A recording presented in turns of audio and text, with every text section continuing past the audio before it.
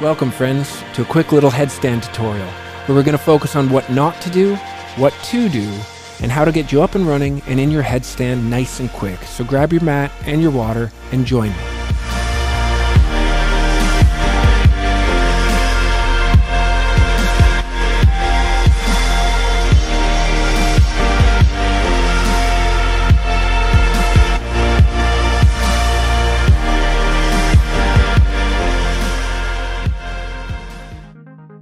The thing about the headstand is it's all about strength. And the number one problem that people have when they're getting into their headstand for the first time is not focusing on A, warming up, and B, building enough strength to get into it safely.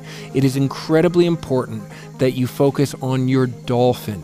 It is the number one exercise you can do to build up the shoulder strength and the arm strength to give you enough balance, not only to hold your headstand, because everyone thinks that's all it's about, but actually the main focus of all your strength comes into getting into your headstand safely. So let's work on the dolphin, number one. So a dolphin is very much like a plank on your elbows. And you start just like that, like this here.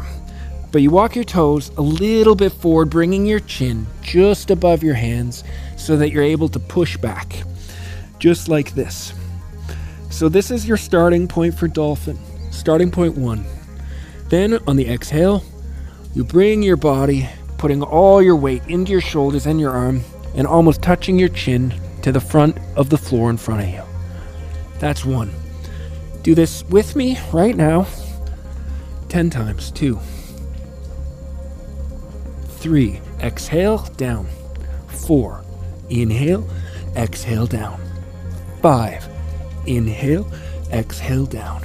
6, nice and slow, fluid movements. If your toes come back on the mat, bring them up. There we go. 7,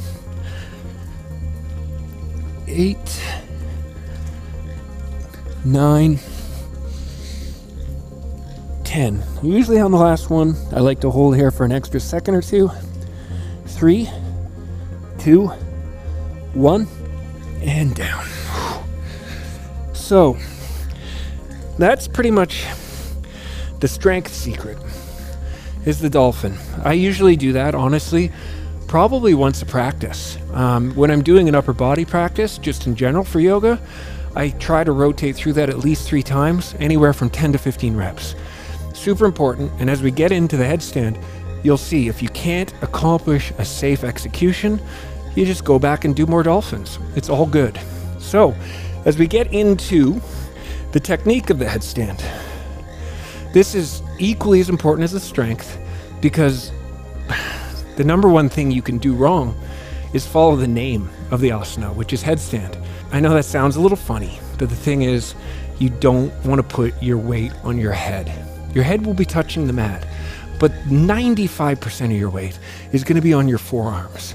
And that's super important, especially as you're building more strength in your neck. When you're doing your headstand for the first time, you have literally no strength whatsoever built into the neck muscles that would be actually bearing the weight. So it's incredibly important that you build the strength in your arms so that only 5% of that weight is actually being bared on your neck. So the idea is, you're going to end up putting your hands together, not exactly like this, because if you put if you put these fists on the floor like that, all your weight will end up on this pinky. So actually, you can do this, or you can kind of do this, but however, so that you're sharing weight across the bases of your hand, I usually actually do this, like that. So the idea is, like in your dolphin, now that you have your hands down in a triangle, such as so, just like you're doing a dolphin, you're going to end up putting the crown of your head right in between. So you're kind of clasping the top of your head, just the crown part here, and that's sort of your basis and structure for the entire execution.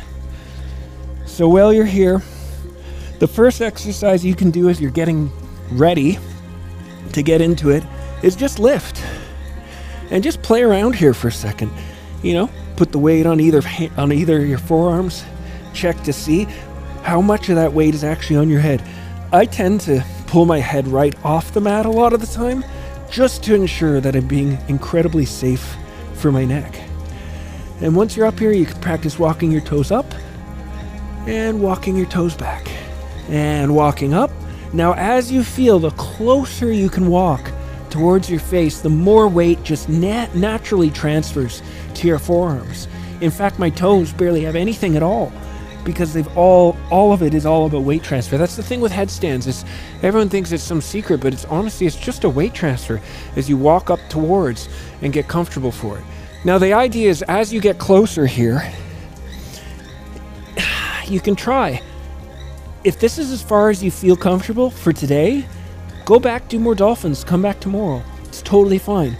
Or you can practice just raising one foot and getting used to the balance, getting used to the weight transfer. That's all this is.